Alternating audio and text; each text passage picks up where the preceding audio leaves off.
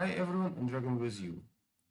So today we are talking about Adventure 13 Map 11. This version is done yesterday with me, Bertrusen and von Richthofen. So we managed to get all the chests.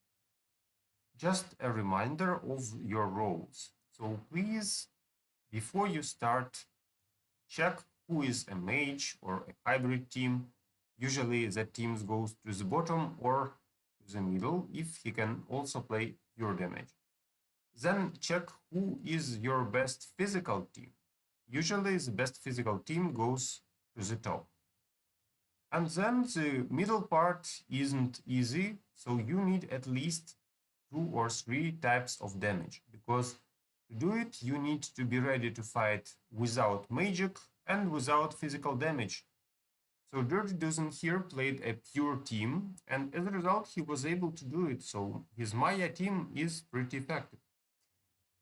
Okay, so also I would like to highlight the red circles. So the red circles are locations which are related to crisis management. If you see that your ally didn't finish the inner circle, so the part which did Dirty Dozen, then the player who is nearer, so the top or bottom player, can help him with 2 remaining locations, according to this plan. But if he fails 3 locations, then unfortunately we can do nothing with that. Then we have the last circle on the right part. So that circle is about extra locations which are necessary to get 4 chests. So if you plan 3 chests since start, you can ignore them and you can go straight forward to the boss, just remove all the towers at the right part. Yeah, sorry for background noise. So anyway, you need to be ready to swap your teams to have some extra characters. Also, I would really recommend having Sebastian and Isaac. They help a lot against debuffs and against mages. And also, the reason why I played as a magical hybrid team here was because we have magic buff. So today we had magic buff for the team. Okay, so let me show you what happened here. That's my own team. I also play Qing Mao. I also have Orion, but he's pretty weak. Anyway, we have magic attack buff plus 100%. That's why my Orion was good enough together with Celeste. And that's why I managed to play as a mage, although I'm a physical team. Dirty Dozen's team is about Maya, so it's a pure damage slash magic damage team, and he can afford cleaning the central part. And von Richthofen plays a K'arkh pack. Let me show you some locations and examples of locations, how we clean them, and what teams we use. So here we'll show 7 locations and the boss. Let's start from location 21. So at location 21, we had a situation where we needed to counter the debuff. So what happened there and how did it go? Let's see together. Okay, so here we go. Max at location 21, right? Let's check the team. And you see that his K'arkh just killed them all. Yeah, so his team is a K'arkh pack with Faceless, Nebula, Asteros, and Celeste, one of the typical K'arkh packs. Actually, that is pretty effective. And let's see how the fight went. So no magic damage at all. That's why I would prefer Celeste in healing mode all the time, because she can't deal damage anyway. But she's still a nice healer, so you can use Celeste as a healer. And you see that as a healer, she plays just great here. So obviously Max thought, well, if we go on auto fight, then Celeste gets double rerolled and gets more magic buffs, and she can heal better. But I would prefer manual here. Anyway, he won, and that's his option. Then let's check locations 34 and 35. So what happened there? At 34th location, we have a problem which is called extra damage and no pure damage at all. So his team can fight with that because he doesn't rely on pure damage here. And as a result, he is ready. So check this out. He just played on auto with some boosts for his team. He managed to remove hero pack pretty fast. Also, Celeste here has two roles. The first role is to heal the team. The second role is to finish the opponents, which are nicely protected from physical damage. So you saw she just killed Kira.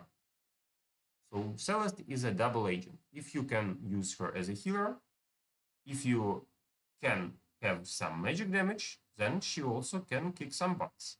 And remember that today magic attack for mages is increased, so just Celeste will be super great. Okay, what about location 35? So location 35 also went smoothly for me.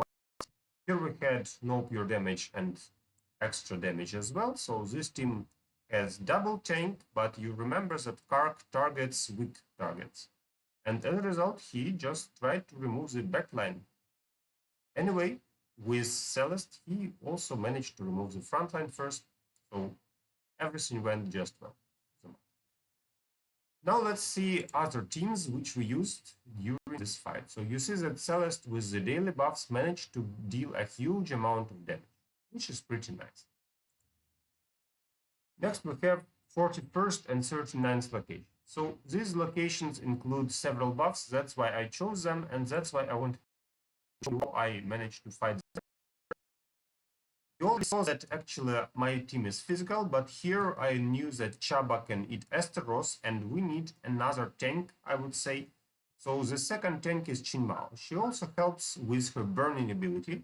So the burning ability still works. You see that immunity from physical damage, but burning ability works. And Celeste here is used as a healer and as a damage dealer again. So she buffed twice Orion, and Orion managed to deal a huge amount of damage. So today Celeste worked as a damage dealer, as buff for Orion, and Orion managed to remove this team pretty fast. Okay, so let me show you how it went. And you see that the fight is over really soon.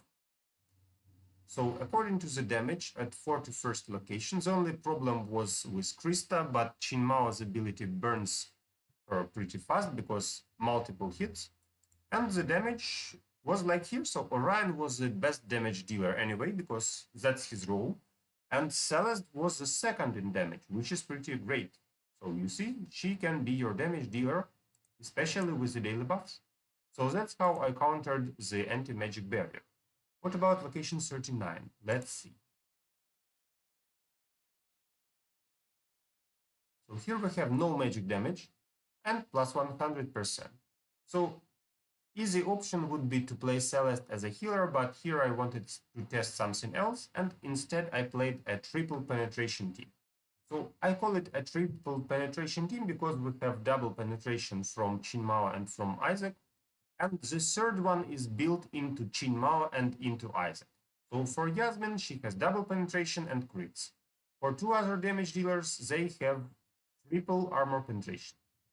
And the stats, you see that Yasmine was the main damage dealer here, but Qing Mao also dealt a huge amount of damage.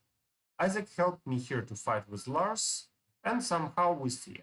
So just to get more buffs. Next location I would like to show you is location 22nd and 25th. That's about Dirty Dozen, so I would like to demonstrate his teams, how they fight, and the idea of his teams. So here we have a K'arkh pack with decrease of magic damage, so he could use Celeste just as a healer, and still the abilities work. So Jorgen can't deal damage, but he can debuff the opponent. Same about Arachne. So Arachne needs to debuff K'arkh, and as a result, with the stuns, he isn't effective. So the idea of this team is just to debuff the opponent so hard that this team just, enemy can do almost nothing. So you see no energies, and we have stuns, then again stuns, and again no energy. So Maya is a huge damage dealer, and she is able to clean the enemy team.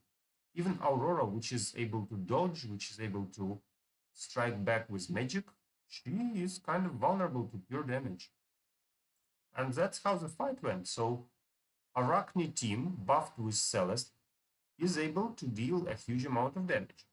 And let me show you the stats of Dirty Dozen. So Maya was the best damage dealer. Arachne also can deal some pure damage.